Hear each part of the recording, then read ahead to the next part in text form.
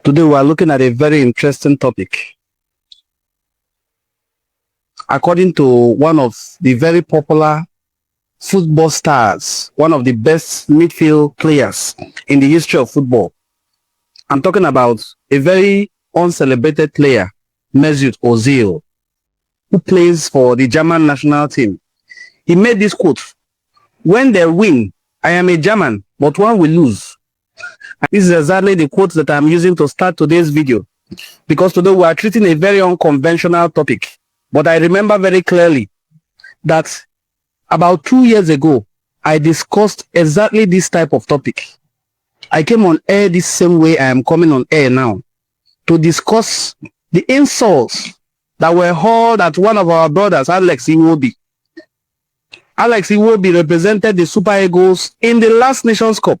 He was played out of his position and was insulted heavily by Nigerians, especially those from Yoruba and Hausa stock. How is it that every time Nigeria plays football and loses, the blame goes to Igbo? Even when we know that no other ethnic group has passion to represent this country called Nigeria in football and other sporting activities the way Igbo have. Is it Favor Ofili, whose athletic ambition was frustrated Olympic after Olympic until she got frustrated recently and switched nationality? Is it the Blessing Okabare of this world, who is from Delta State? Is it Chioma Adunwa? Is it Mary Onyali? These are Igbo people who have made Nigeria very proud in other sports. Then in football, you cannot talk about captaincy. You cannot even talk about the Super Eagles without mentioning names like Chairman Christian Chukwu. You cannot mention the Super Eagles without talking about people like Stephen Okechukwu Keshi. You cannot mention the Super Eagles without talking about great captains like Sunday Olise, great captains like Austin J.J. Okocha, great captains like Nwankwo Kanu, great captains like Wilson Oruma, great captains like Uche Okechukwu. These are Igbo people. And then to cap it all, our brother Samuel Oparaji left his club to represent Nigeria, slumped in the pitch against Angola and died. That is the height of it. He died representing Nigeria. This is the passion Ndi Igbo have when they are doing anything that concerns Nigeria. How then is it that because Samuel Chukwueze missed a penalty, it became a tribal war? It became an opportunity for Northerners, who, with all due respect to them, have only contributed just few players to the national team, are insulting Ndi Igbo. Who doesn't miss penalty? I am a football fan. I have followed football so sternly. I was one of the people who were hoping for us to lead the Champions League when John Terry slipped and missed his penalty against Manchester United. I was one of the people hoping that we would lead the trophy. We watch people like Cristiano Ronaldo also miss penalty. We have seen Lionel Messi miss penalty. Juan Requirement miss penalty. Maradona miss penalty. Who doesn't miss penalties in football? People have excuses that he was chewing gum. Is it the same gum that Sir Alex Ferguson chews like if there's something special in it? Even his gum, his last gum that he chewed while coaching Manchester United, was put in the museum, in the gallery for people to see. And people are blaming somebody for chewing gum, that he was nonchalant.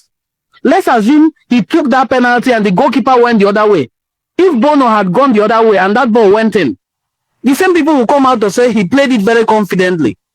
Anybody can miss penalty. And in fairness to him, he was remorseful. Chukwueze was crying. He was livid. He was just seen crying. He was devastated. This is a player who has seen it all too. It is not by fluke that such a player has played for Nigeria's under-17, lifted the World Cup, played for Villarreal, represented himself there very well, one of their best players, left Villarreal, played for AC Milan, and now he's in Fulham with Alex Iwobi. He's a very good footballer. And then what of Alex Iwobi? When Alex Iwobi was heavily insulted in the last Nations Cup, he even almost said he would not play for Nigeria anymore. How come? How is it that when such things happen from an Igbo person, it becomes a tribal thing? But when somebody like Yakubu Ayebeni missed the penalty that would have given us another opportunity to move to the next round in the World Cup, we were just treating him like Yakubu Ayebeni. Nobody talked about him being a Yoruba person. Sani Keita was shown a red card. We lost out of that World Cup because of one man's single mistake. We did not call him an Hausa man. We did not go about insulting all the Arawa people. How then is it that if one player from Nigeria, if I begin to list out the contributions of Ndi Igbo to Nigeria's Super Eagle, where do I start from? Which of them should I mention, or which of them should I start from?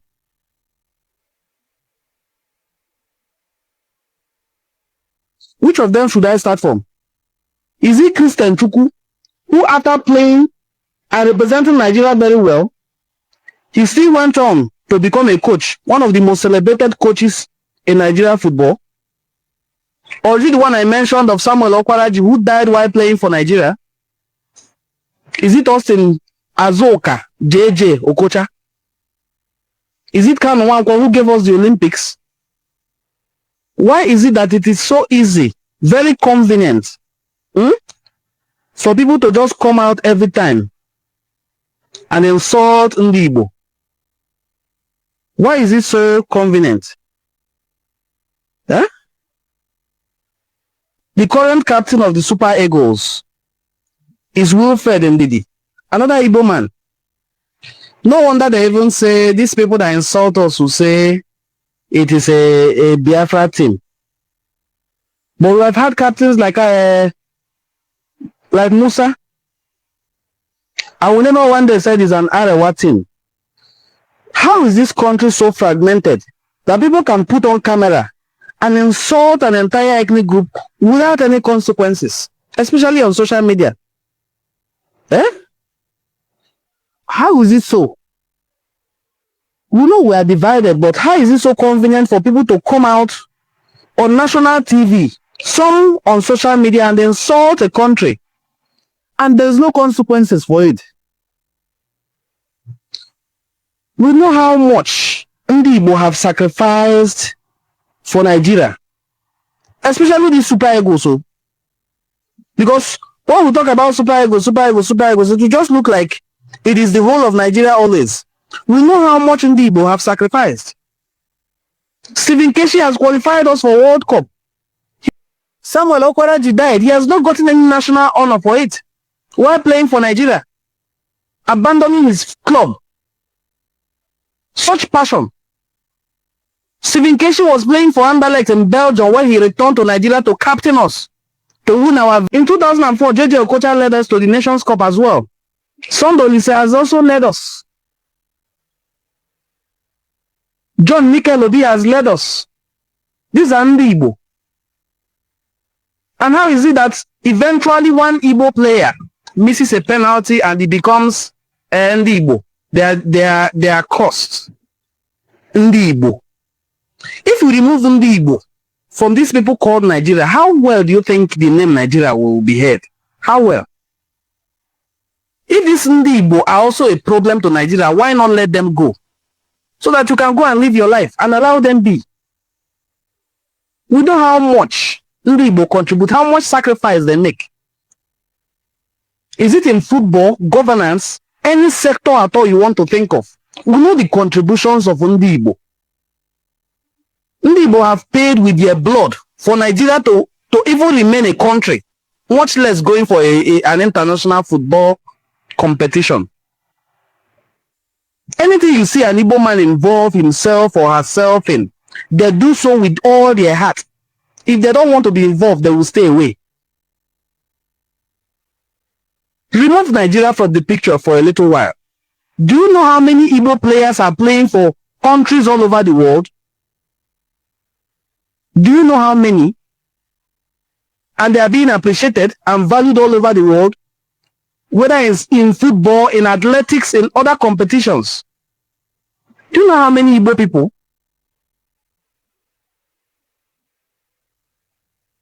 The former technical director at Chelsea was an Igbo man.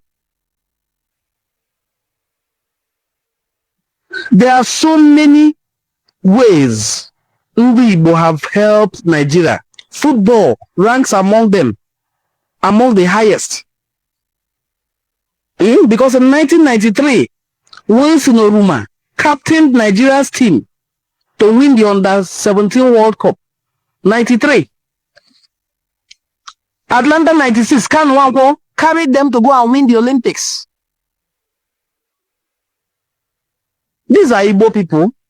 In that team, you can mention no fewer than 10 Igbo players. In the team of 23 players, no fewer than 10. Celestin Babayero, that people hail so much, is an Igbo man. There are so many Igbo players who have represented Nigeria very well. I said so. I said Celestin Babayero is an Igbo man. Christian Chukwu was 1980. Thank you. That was our first Nations Cup. The second Nations Cup, Stephen Keshi, 1994. An Igbo man as well. From Ila, here in Enwane. 2013. Vincent Enyama, another Igbo man, captained us to win our third Nations Cup. These are no mean feats now. When Mba did that magic he did in the final against, I think, Burkina Faso, and scored that goal, everybody held their hands in their mouth. Nobody expected that. That is the magic of Igbo.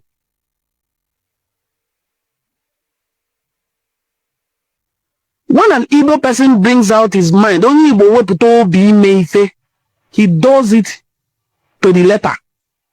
He is so thorough. He achieves results. So when somebody misses a penalty, who can do banter, who can joke, who can say, Chukwueze, you know, try, if you shot, fire them. Who can say all that? Bringing it down to ethnicity to use the opportunity to insult or slight Igbo is what I don't take it. I did this same type of video 2 years ago. Maybe it's high time we started ignoring the national team. Then we'll know what Igbo mean in the national team. Thank you. Ndoko Bade, again, that you listed here, is an Igbo man. He's from Ubodu. In anyone here as well. There are many. Where do we start from to count the contributions of Igbo to our national team? All the national teams. Any field at all of endeavor. When Chioma Ajunwa brought us a medal, did we expect it? Just I think, police officer. Then because one Igbo player missed a penalty, he started insulting Igbo. Look at Igbo players all over the world, how they are faring now. Look at how they are faring everywhere they are. Eberechi Eze is comfortably playing for England. There are so many of them everywhere you turn. Because of this same attitude. If you keep insulting Igbo, continue. We shall see how these Igbo people who are watching you insult their contemporaries will live where they are and come down here to come and represent you. It is not only about Igbo, because they did the same thing to Ademola Lookman. Young man almost committed suicide. The same thing happened to Moses, Victor Moses, and he retired at a very young age from playing football for Nigeria. How many Hausa players can I remember?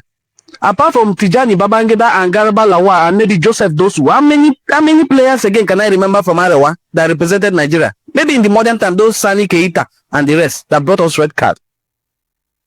So Sani Keita, Garba Lawa, Tijani Babangida, and Joseph Dosu. Who else? Maybe my memory is not serving me well now. It will take time, maybe Ahmed Musa. 5. If there are more that I didn't remember, maybe 10.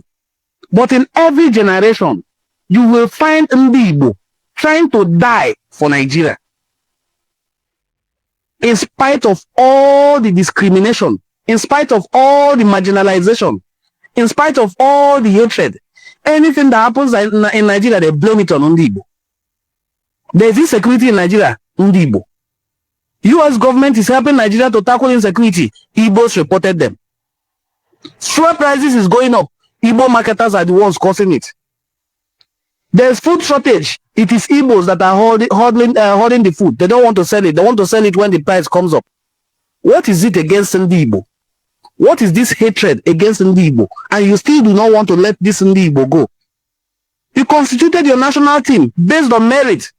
And there are players from Igbo extraction replacing each other. When we found out that our captain, Wilfred Ndidi, could not play, Onyeka came and replaced him. Bruno Emeji is in the team. Chukwueze was comfortably on the bench. Onwachu is a very good footballer. He was on the bench. Even when we know that Osimhen was tired, he was on the bench. Man, I don't know how Ndi Igbo will do it, but they have to. They have to come together. This is especially the role of Ohaneze Ndi Igbo. Keep the presidency on its toes. Let these people making this content, let one of them be arrested for instigating tribal hatred and violence. If they insist that Mazen Nnamdi by his broadcasts was instigating tribal hatred and violence, what are these people doing this thing doing? Is it not the same thing? So Samuel Chukwueze will leave his club, sacrifice his position in Fulham, come down to Nigeria to come and receive insult. He's not an upcoming footballer. He's at the peak of his career. He should be focusing on his club career if he is not somebody that has passion for his country. I don't know where this is leading, because this is the second time I will make the same video in 2 years. The last time I made this video, Alex Iwobi was devastated. He was insulted from day to day to day to day, from one social media platform to another, despite the fact that he was played out of position by his coach. Now it is Samuel Chukwueze who barely played up to 2 minutes in the match, and he missed the penalty. During the 2006 FIFA World Cup, when Zinedine Zidane had butted Materazzi, they brought in David Trezeguet. David Trezeguet missed his penalty. I never went online to see them insulting him, this African. You came and spoiled our competition. No.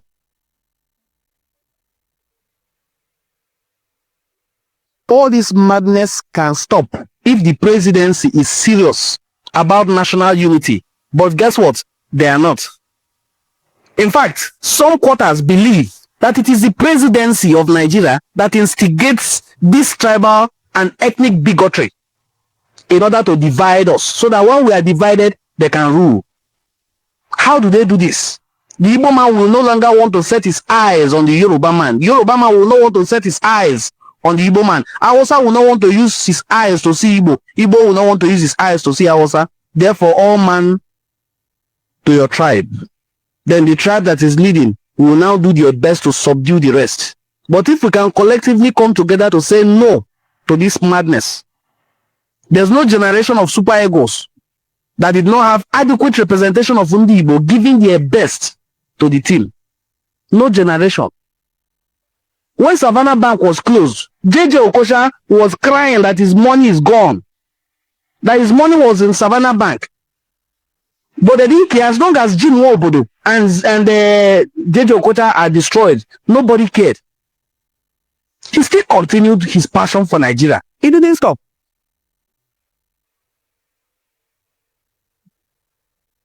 He didn't stop at all. This country has remained victorious, glorious in national competitions because of Ndi Igbo and all other tribes, with all due respect to them. Not because of Hausa or Arewa people.